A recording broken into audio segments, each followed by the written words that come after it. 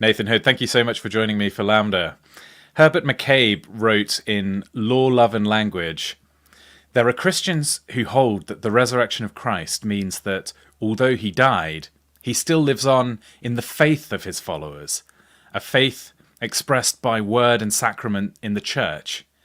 The basic Catholic objection to this is that it makes of the resurrection a religious event, one that makes a difference primarily to what happens in the church. Whereas for the Catholic tradition, the resurrection is a cosmic event. It means that Christ is present to the whole world, whether believers or not.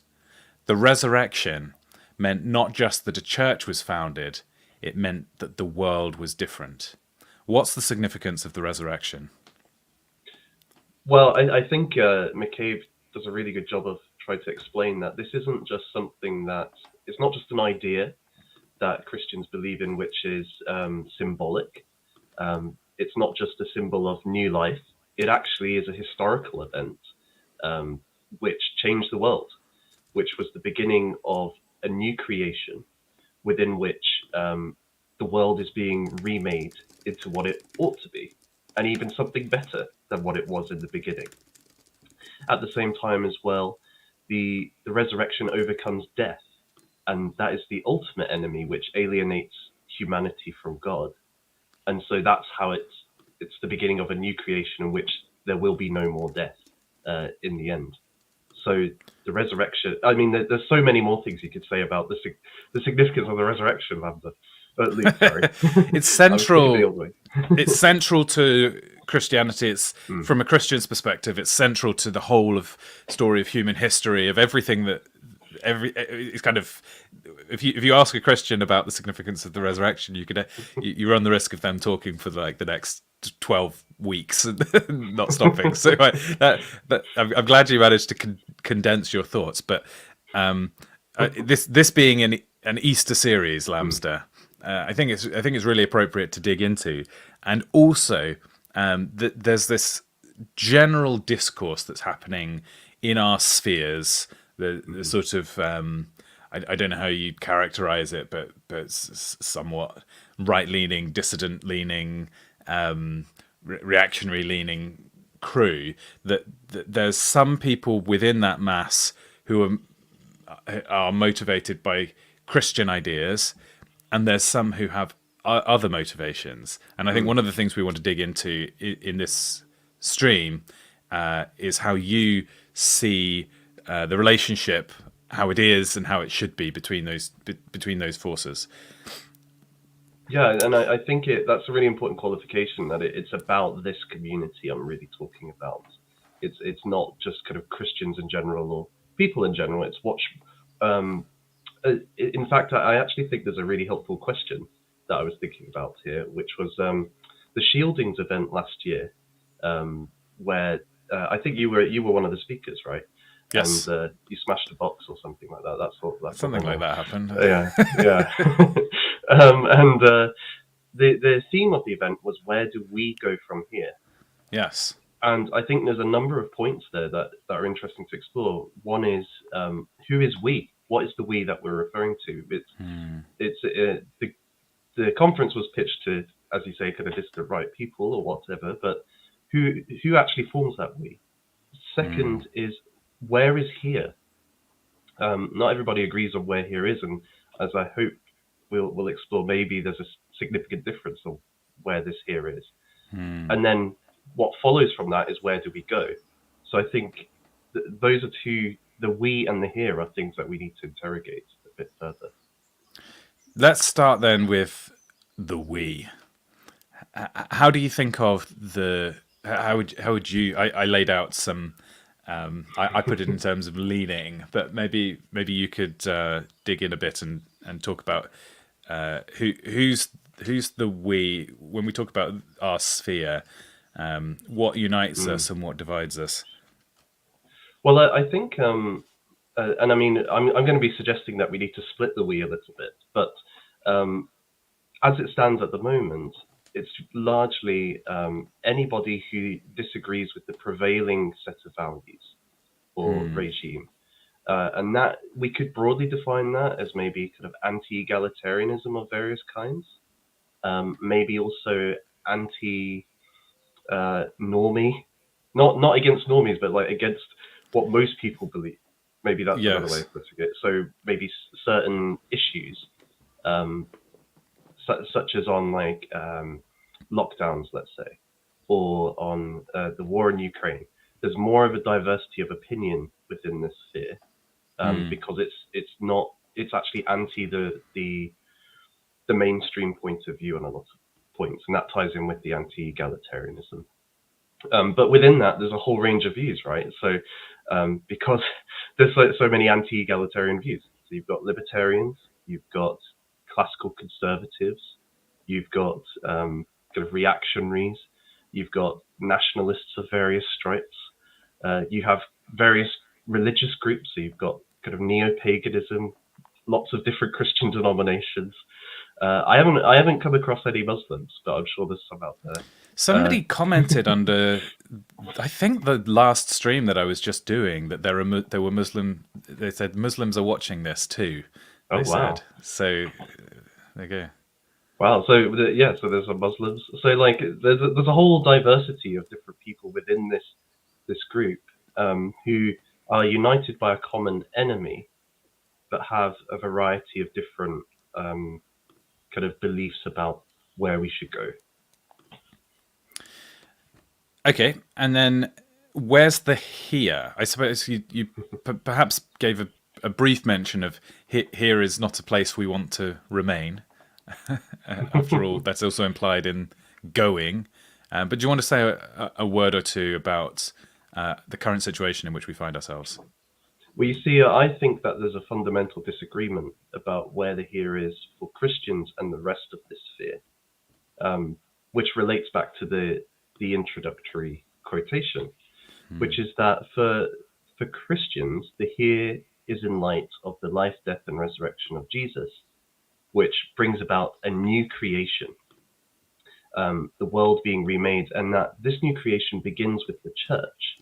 The church is the first fruit of that new creation. It's a community Christ has founded, which will live according to this new order. Its identity is found there. And its calling, I guess you could broadly say, is to worship the God in Jesus Christ, in everything. And that's how it orders its life. Whereas every other group within this sphere doesn't have that story. They hold to what Christians would call the old creation, the world with its current systems. And you can see this in the fact that maybe something like paganism, or the neo-pagans, will often talk about nature as being the source of their values, and others as well. So I think Academic Agent and Red Hawk have both made appeals to nature in their value systems, even if they disagree on various points. So it's unnatural, you hear people say.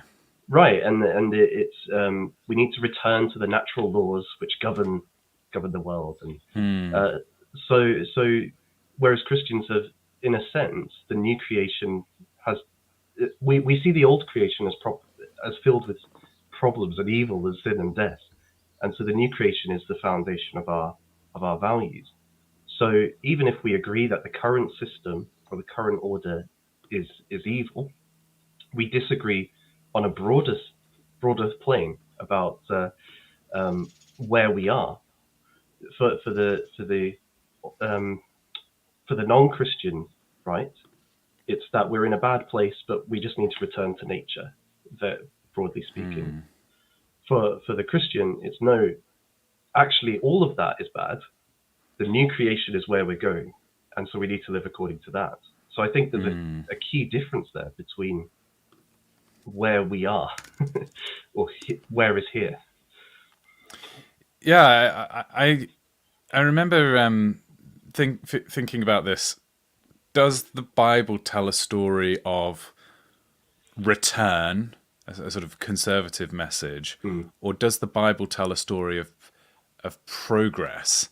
And I think you can I think you can. Well, like most things, you can make the Bible say whatever you want, right? But to try to read out of the Bible, that you get a nuanced perspective, because the garden of Eden was described as good, as God was creating it. Mm. It's good, it's ordered. And then finally, once he'd created man, it was very good. But then we read in Romans 8, for the creation was subjected to frustration, not by its own choice, but by the will of the one who subjected it. That the creation itself will be liberated from its bondage to decay and brought into the freedom of the children of God. And so that sounds like a message of return, of like, let's undo the corruption that we're seeing outworking. Like, I mean, it talks about the creation's groaning as in the pains of childbirth. But then that groaning and the pain then produces this new reality. But I also, there's a book that I haven't read, but I've kind of skimmed. So I don't know if I'm giving a fair reading of it, but it's called From the Garden to the City. And what it points out is that the imagery in Revelation, the images used to describe the new creation, is not the same as Eden. It's not a garden and nature. It's a city, the city of God, which we view ourselves as kind of living in. And even though it's picture language, I still think that's significant, that there's a sense where a redeemed version of progress, should we can't have this simplistic view, like you were saying, that like returned just purely to nature. That actually humanity was meant to go and work the garden and like have an impact. Well, and there's this classic idea in theology of the happy fault, or the Felix culpa, which is the idea that the sin of Adam, the original sin, was actually a good thing in the long run, because it provided the means by which, or the circumstances for redemption, and a world with redemption in it is better with one than without it. And so, and in part because it makes this new creation. Without that sin, there couldn't be this even better world to look forward to. So that idea is very much I think particularly in the Western tradition.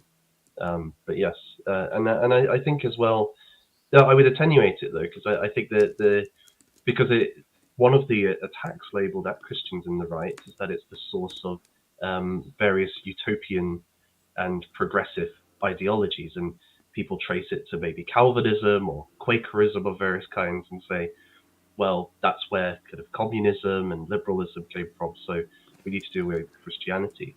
And that strand is there of moving forward to a new creation. But it's always qualified by the fact that we still have the old creation with us here. And every Christian, or every child of God knows that within them there's this battle between the new and the old creation constantly. So you can't just have a utopian vision. You need the restraint of the old creation. You need that awareness of nature's fallenness. Can we talk about universalism? Because this is a frequent thing that I find myself being attacked over.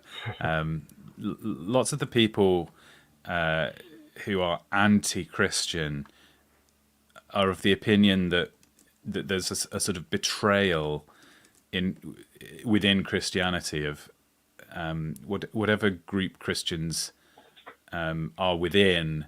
They end up with this sort of xenophilic, so kind of all of Jesus' teachings about loving enemies and turning the other cheek actually produce obstacles for the allies of Christians. But what do you think on that first, Luke? I'd be interested in your thoughts. Yeah, so, well, to take universalism as a starting point, we, as Christians, believe that the image of God is in every person and that we have a great commission. Like, our lives, before every other thing, are driving towards making disciples of all nations. So there's an outreach and a bringing together that is inherent in Christianity that is directly opposed to some of the nationalistic right wing Hmm. leanings, and the and the individual morality Christians are pushed towards is to say, be warned about chasing money, chasing power, chasing worldly success and material possessions, and being devoted wholeheartedly to those things would probably make you a more successful, in some ways. You could argue, somebody who was a mindless drone of a soldier who could just so there are things inherent within Christianity which I could understand cause friction. However, I would argue that if a Christian sees good in a cause, and I think many of us who've see shared values with people who aren't Christians, I think a Christian can be an incredibly valuable ally in those battles, and that the people who are thinking of the friend and enemy distinction towards Christians and are saying you're enemies because you don't sign up with us on every level, I think are making a mistake. Christians are not inherently going to betray you if you work with them. You just have to understand that they are never going to put your cause as the most important thing in their life.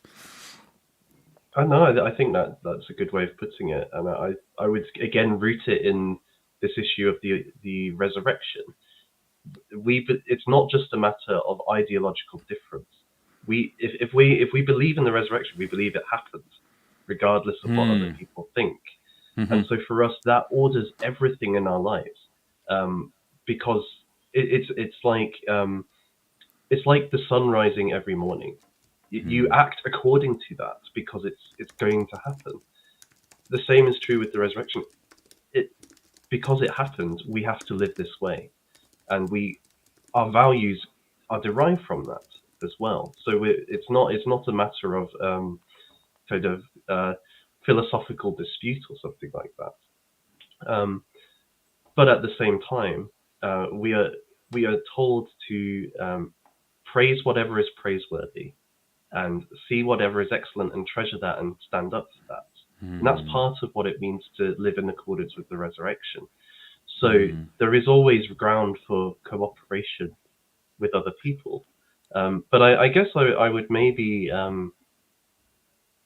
I think though I would see one of the things I wanted to kind of advocate for here is though that I do think that more of a split is needed, actually, for both Christians and, right-wing Christians, let's say, and the rest of the right need to be more separate in some ways, or at the very least, an exclusively and explicitly Christian kind of network needs to form, precisely for this sort of reason, which is that we do have very different understandings of who we are and what's happened in the world, and thus where our values come from. So if we were a distinct group, we can more clearly articulate what it is we want to achieve, what our goals are, and thus have a stronger basis actually for working with other people, because we know what we want to achieve, and they can do what they want to achieve. So I think that would be of mutual benefit in some ways, actually. Now, is there still value in view? I have an image in my mind of a kind of fractal structure developing, whereby there's an umbrella broad tent, and then underneath that, as you suggest, perhaps the big key players would be a religious subset of the community, well, perhaps it's not just religious; it's explicitly Christian, and then you could say pagan, and maybe there's like some very minuscule Muslims amongst us and whatever, you know. But then within, because then once you zoom in your focus and start talking about what are the self-identifying Christians actually trying to achieve, there's quite a lot of them who are wanting to reconstruct sort of 15th century Christendom in Europe. Like a lot of what they care about is bringing back the supremacy of Rome, maybe, and that's probably not something you or I would care about. As long as it's a Calvinist pope, then it's okay. as long as it's somebody we can choose. So what I'm saying is that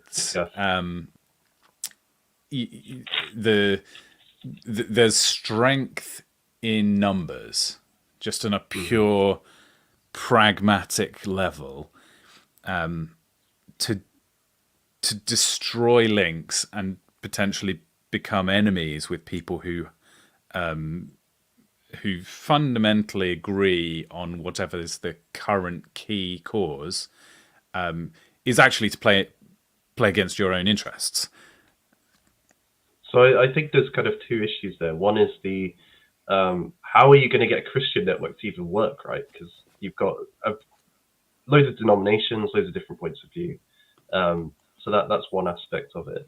And then the other is, are you alienating yourself from useful allies or helpful allies against, damaging your interests? So I think taking that one first, I've been reading a book by Stanley Hauerwas. Have you ever come across him?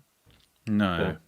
So he's a Christian ethicist who is very critical of modern liberalism, and although he's kind of left-leaning, he's got very good critiques of the current order. And basically, he would say, well, for a long time, Christianity was the dominant religion in many countries.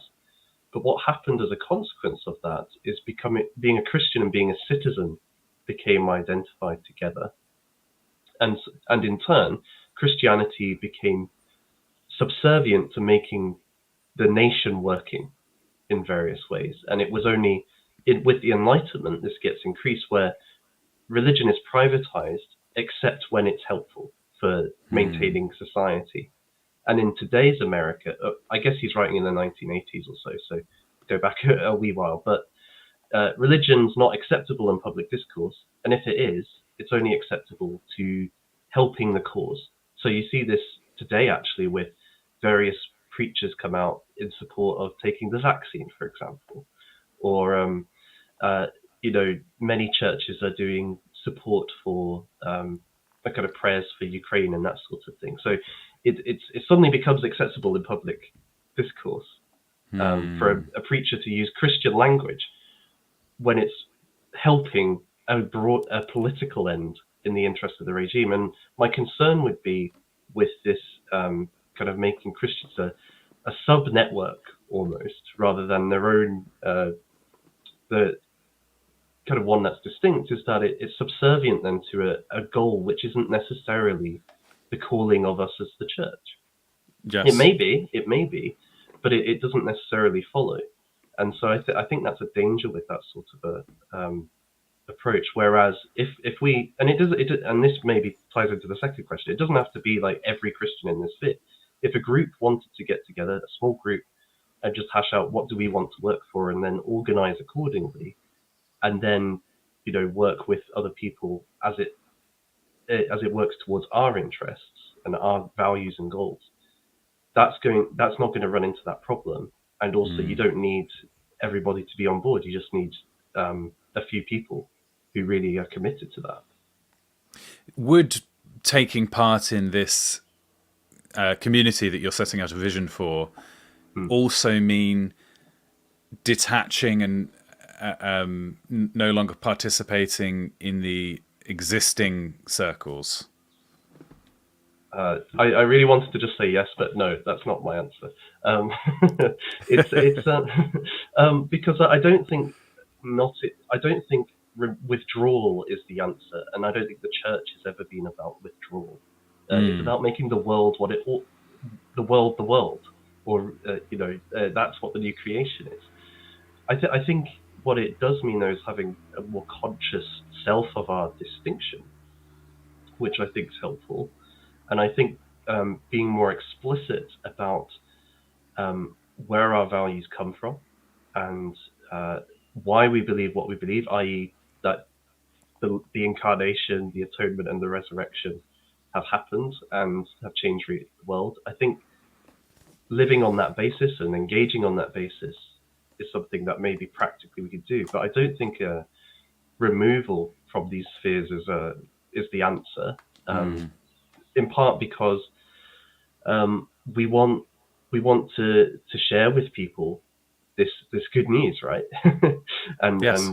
and this is an area where I know you've probably had this experience too, but just with my own channel, I know a few of my videos, people have since gone to church or come to know God.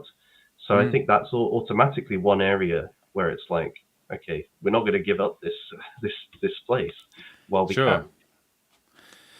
Yeah. No, you mentioned, my channel, the Lambda Bible Studies, and Yes. and the community around that, and I'm sure that there's overlap, and also some people who watch your channel and don't watch mine. So there's this crew out there of people who are almost already acting in a similar way to what you describe. So are you talking about formalizing that and putting more of a structure around it, some leadership, and some making it an actualized group rather than just a casual conglomeration? Well, I wouldn't presume to tell you what to do with your own community. But it sounds like what you're suggesting is actually not a group that is a subset of the followers of one creator. No, when I say one creator, I mean We have one the YouTube creator rather than the one creator who we are all followers of. Confusing language.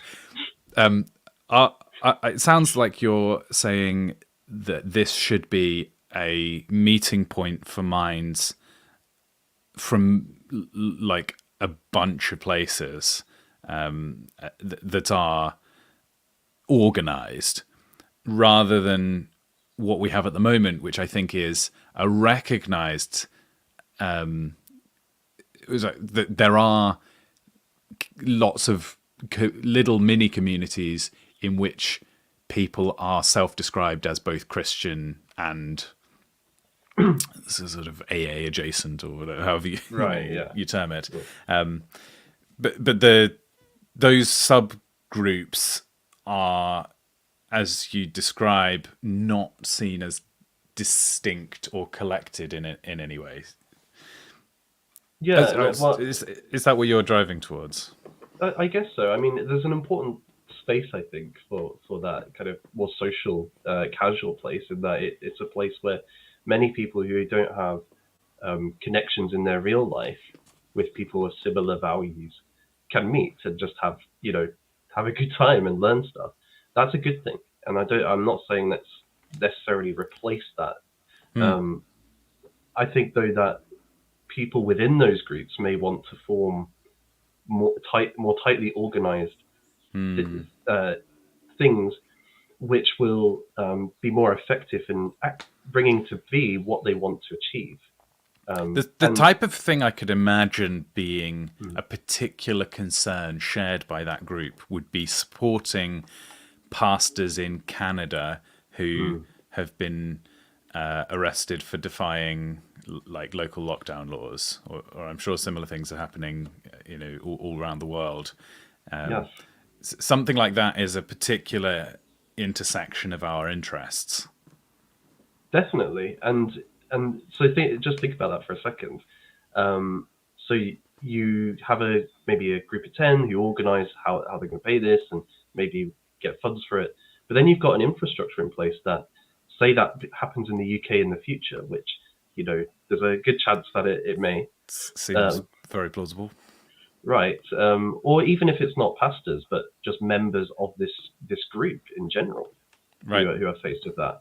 You've automatically got a system then where it's like, oh, we know how to get support to people in these sorts of difficult situations. You now have a system whereby you can support people being persecuted within not just your own community but others.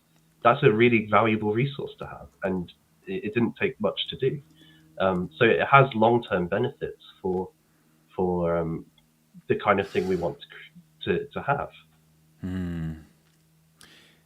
It's sometimes occurred to me that it might be that there's currently a almost a naivety around the fact that genuine Christians who really mean it, put Christ first. And actually, there may come a point where the split is forced from the other side. This is something I've sometimes pondered: is would there come a time when the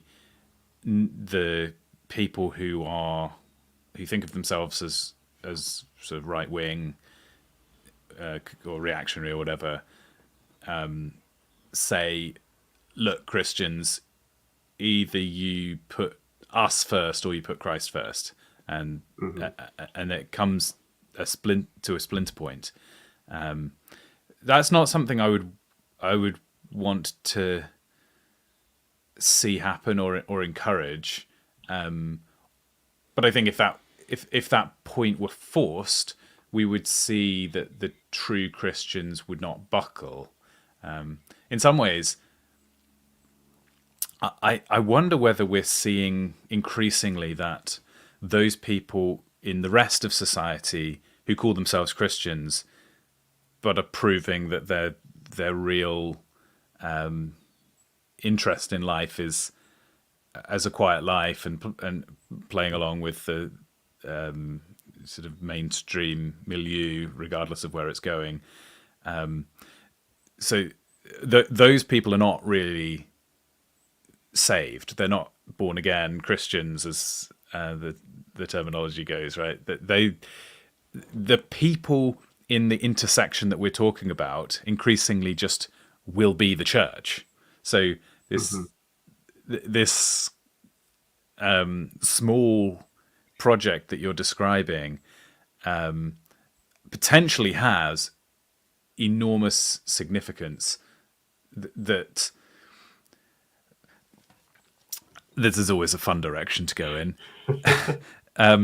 There's a bit in Revelation that talks about the mark of the beast, and there's lots of different ways of interpreting it. But regardless of what specific way you look at it, it describes that the actual Christians recognize it and refuse to have this mark, whatever it turns out to mean, and because of that are unable to participate in the market. They can't buy and sell. And I think regardless of your interpretation, you have to be vigilant to not bow down to the beast and worship the beast, and take the mark, right? And lots of people will fail that test, but not the true Christians. And so I think from that, it is reasonable to expect in the future, don't know how far in the future, real suffering, real deprivation, real exclusion, and a need to support one another and encourage one another, and perhaps practically, but more importantly, spiritually. So do you agree that there's some real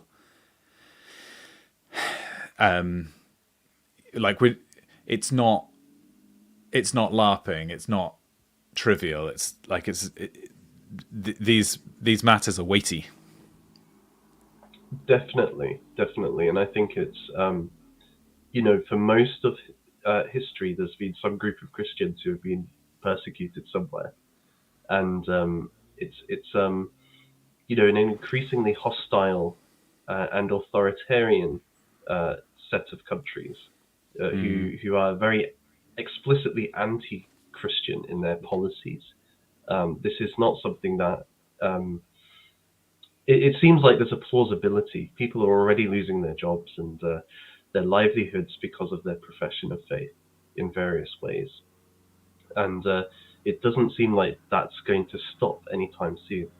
But as you mentioned as well, this isn't something only tied to the current regime. This is something that could well happen if other groups got in power, precisely for what you were saying about not supporting certain values or being seen as traitors. You were on a stream with Black Horse the other day, which was really excellent.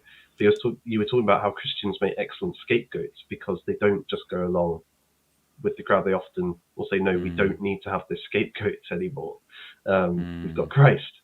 So that in itself is probably going to, that helps to kind of see, actually, we're always going to be in a difficult position, whoever's in charge. And I guess you could make an analogy here, I think, with something Evola says, in terms of he sees, so often we see capitalism and socialism or communism as kind of two enemies, right? And they're like fundamentally different. But he would see they share the same goal of material prosperity, and they disagree about how to get there. For the Christian, the left and the right fundamentally agree that we need to make the old order work in some way or another, or the old creation, whereas we believe the new creation is what's going to it should be our goal. So we're always at odds with both of these groups in the final end, even if in the intermediary points we can be in agreement. I've sometimes thought that as a Christian, I can trust God to do the strategizing. Now, of course, God's perfectly capable of achieving his ends without us strategizing, I guess is a more solid statement. But he may also use us to do the strategy. But in a sense, I'm increasingly convinced that we can achieve everything through straightforward, personal, spiritual conversations without needing to effect political change. Like the key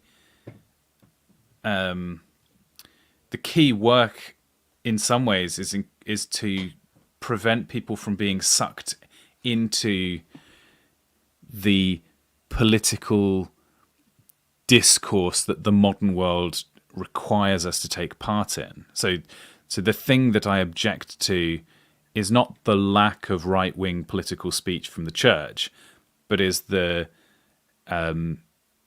ubiquitous left-wing speech that's in the church. And almost my cause is depoliticization of Christians. Interesting. I guess I see it. I would maybe put it slightly differently in that I think it's a radical alternative politically, the church, in some ways. But it's definitely against the current kind of left or right, parliamentary politics. And you're certainly right that, especially the established churches, I don't know about congregations who are kind of independent, whether it's as much, because they have more autonomy. But certainly, like the Church of England, the Church of Scotland, which is my own church, it's whenever there's a public statement on anything, it's just in lockstep with kind of the media narrative or whatever. There's never you're always wondering what's actually distinctively Christian here. Yeah. Apart As from some nice language over the top of it.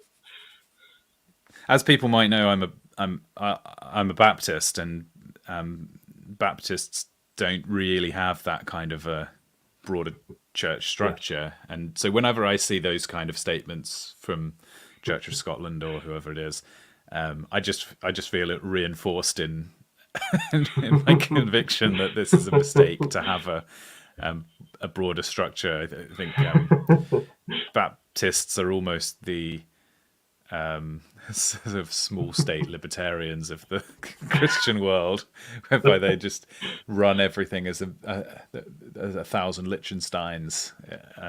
But I guess when I say depoliticize, then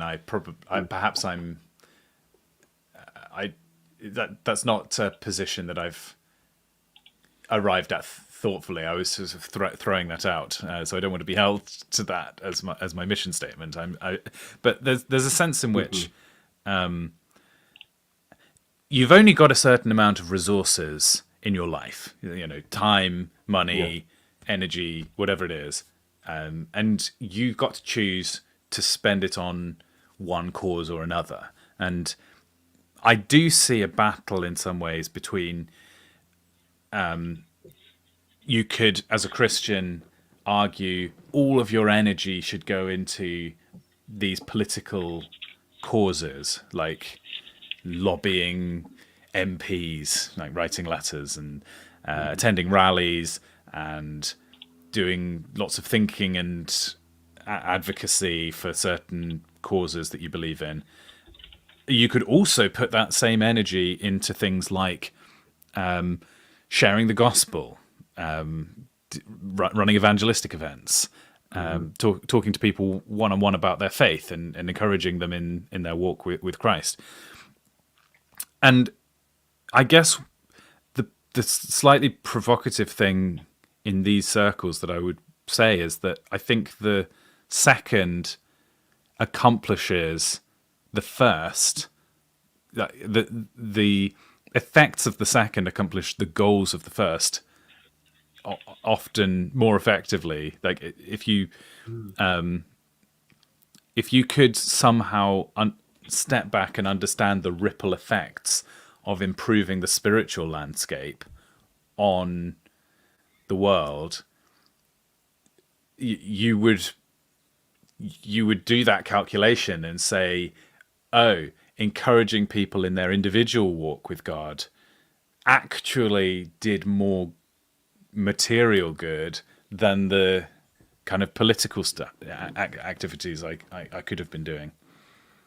And I guess as well, it's not just an individual walk. You're forming a community, which is itself the kind of presence of the new creation, and all of the members of it are bringing that radical different people to the world. I guess though I don't necessarily see that they're always at cross purposes. It may be that actually we do think, let's say worship is banned one day, public worship. Well, it would be a good thing to overturn that politically, or maybe there's certain causes that a classic one is just the liberality of abortion in this country. Right? These are things that even if it might be more important to, well, let me put it another way. It's not an issue of whether we should do political or not. It's, does it correspond with what we want to achieve, how we live out our new creation? And this is an example of one where it's, politically we want to push for this if that's what we agree. But I think you're right that the emphasis has to be first on living according to the resurrection, and kind of bringing people into that, rather than can we get this X, Y, and Z political situation. That's an instrument to what we're trying to achieve, not the end in itself. I came up in my mind with a a principle that a couple of years ago, that was, I shouldn't act unless the positive effect of that action is only one or two steps removed from me. I think the impetus of this was a lot of cases where I can see people having trusted some quite complex arguments about how A is good because B, because C, because D, and eventually it solves this giant. You're contributing a small amount of good towards a project that is so massive you can never really know whether your actions were of benefit. And as humans, we need to have the humility to say none of us can understand cause and effect beyond a certain distance, and so just for fear of throwing my efforts away, I want to be clear that the thing that's good about my actions is directly observable, so in that sense, yes, I understand in theory 10,000 Christians together could shut down an abortion clinic. But on the other hand, I, as an individual, could make some contribution towards bringing somebody to Christ who then actually values human life. So I'm working on a smaller scale towards a smaller good, but at least it's tangible. Do you see what I mean? There's this real risk of 10,000 Christians thinking they're doing something useful, but what they've misunderstood is like elite theory or whatever, and so it turns out that they were kind of crying into the wind.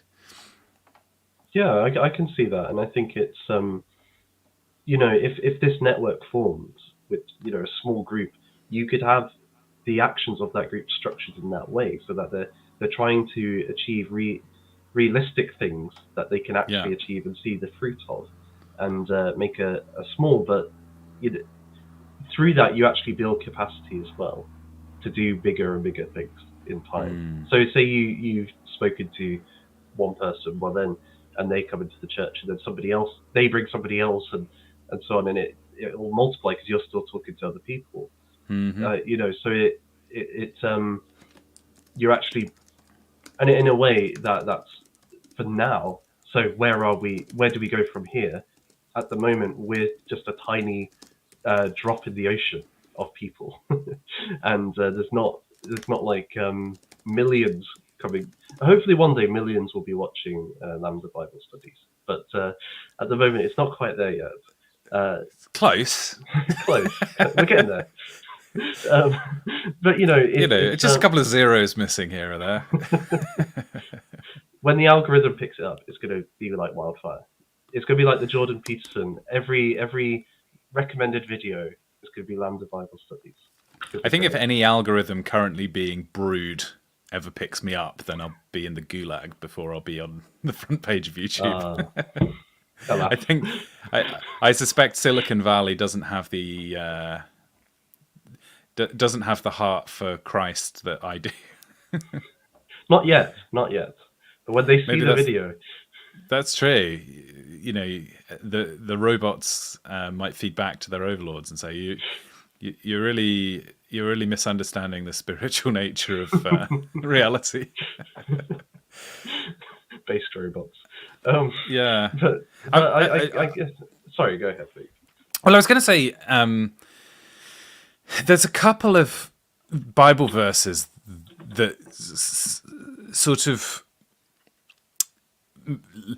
make me lean towards the belief that evangelism is the solution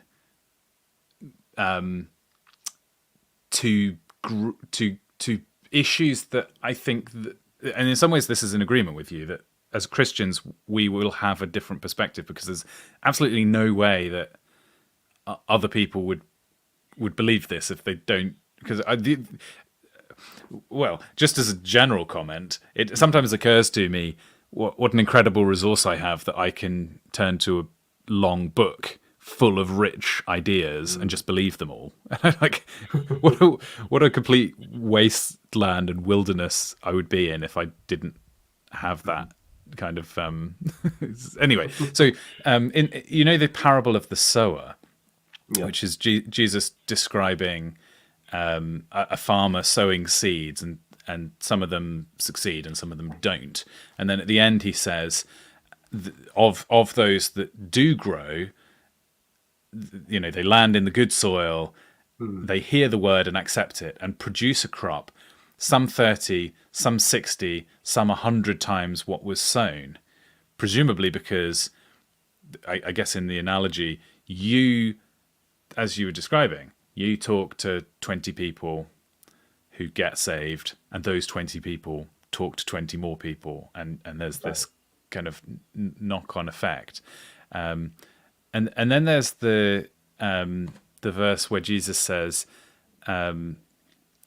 if you have faith the size of a mustard seed, you will say to this mountain, move from here to here, and it will move, and nothing will be impossible to you. This idea of, like, those who come after will do much greater things than I. So I think we have to cling to faith and true spiritual regeneration as being the core of our activities. And to me there's a certain aesthetic ugliness and worldliness about genuinely political activity, where it's like a soulless machine of pure analysis, and it misses that God is ultimately greater than any process that we can analyze, right? Right. We want people to be part of the new creation first and foremost. We don't want to just change their mind on some policy. But I guess this ties into something I connected to the beginning, which is that this difference of whether we believe in the resurrection or not isn't just a matter of our reasoning capability.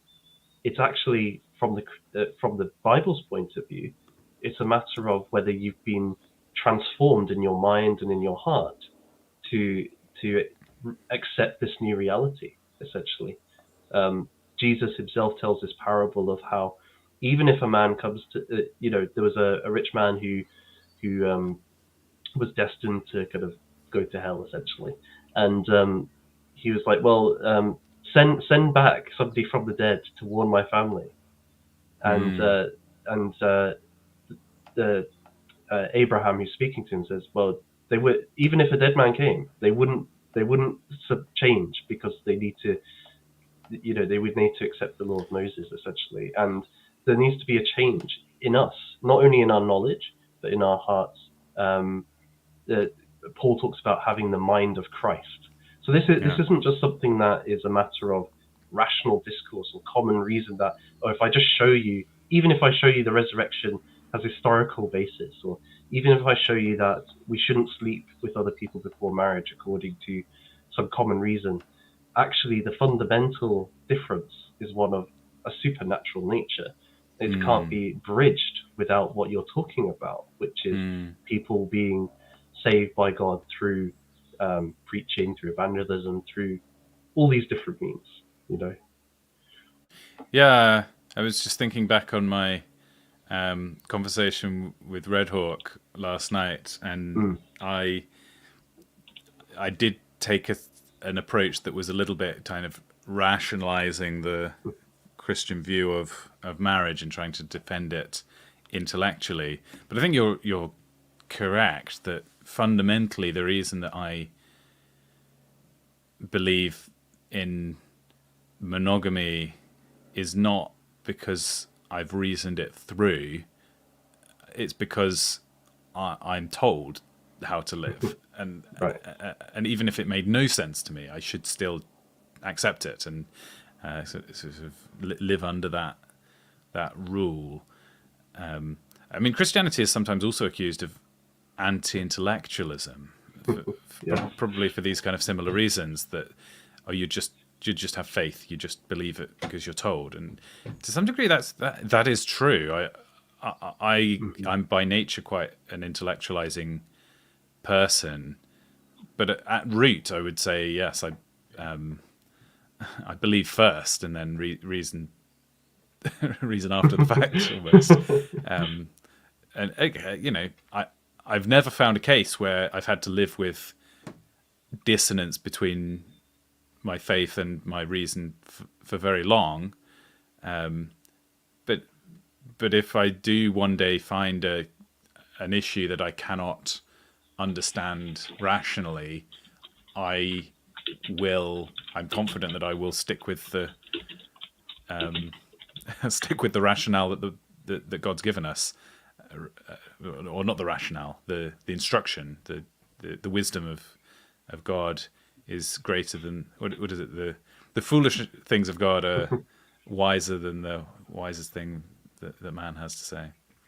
And if we related this to what Carlyle says about hero worship, he would talk about how, the nature of the hero is such that it arouses in us loyalty and trust and kind of this really powerful, sincere devotion that we will follow. And he never mentions Christ explicitly, but he does it implicitly in those lectures, saying, of course, there is, he doesn't say Christ, but he says there is the highest hero, but we won't go into him here, because you'll probably get in trouble for it.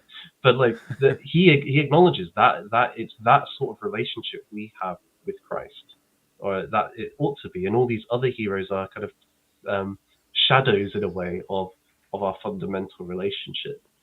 So that to me, it's a loyalty that you have, which is being supernaturally charged almost for the resurrected Christ. So yeah, I totally agree with you.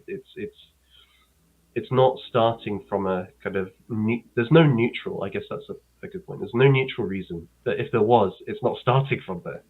It's starting from this loyalty that we have, and so to kind of bring that back round, that's in part why a clearer distinction and self-consciousness may be helpful for both parties, because then you can be honest about where you're coming from and what your goals are, and then organize to achieve them more effectively than in the current milieu, where we've got a lot of different people mixing together who think we're on the same page, roughly, trying to reason out our issues, but don't really get anywhere with it. So I think that's it's a metaphysical issue, and it's a theological issue which is holding us. It's not just an intellectual disagreement. There was this concept of the negative vision that was being talked about, I guess, a month ago, perhaps, which is similar to what you described at the beginning, that who we are is really defined in opposition, that we're a group who